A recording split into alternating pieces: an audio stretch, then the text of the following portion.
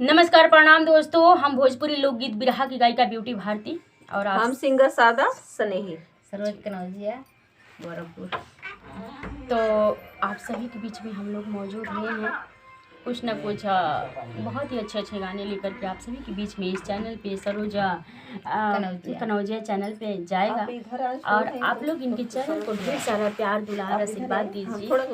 तो मैं एक लगन का समय आ रहा है, आप लोग जानते ही होंगे। तो लगन में क्या क्या चलता है, गारी गीत चलता है, तिलक गीत चलता है, विवाह गीत चलता है, इन्हीं के गरियावल जाई। हाँ, हमें के गरियावल जाई। तो हमारे कवि जी ने ठीक है, बर्थडे ने लिखा है तो गरियाई दी हैं अर्जुन अजनबी कवि जी ने, और ये गाना अभी लॉन्च नहीं हुआ है, लॉन्च होने वाला है।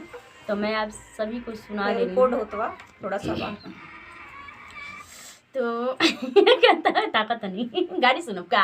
हाँ गरियाई है बाबा के जइबे करी है बाहर। गलियाना घूमेला माला हवा हो, गलियाना घूमेला माला हवा हो, के चिनी है चेलावा मछरिया आय हाय हाय हाय, के चिनी है चेलावा मछरिया आय हाय हाय हाय, छिनरो चिन्ही ना पवली मार दिहलस जंगमा बिचवा, छिनरो चिन्ही ना पवली मार दिहलस जंगमा बिचवा, ओही के दर्द छिनरो कहवा देखवली हाय हाय, ओही के दर्द छिनरो कहवा देखवली हाय हाय, लमे लमे खाली छिनरो कौन के पसुलावा हो, लमे लमे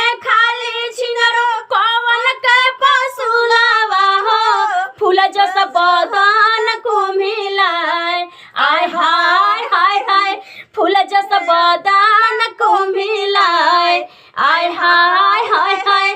तो दीदी आप भी इस बीच में कुछ सुना दीजिए थोड़ा सा। कहवा से आवल बाबा क्या बात है,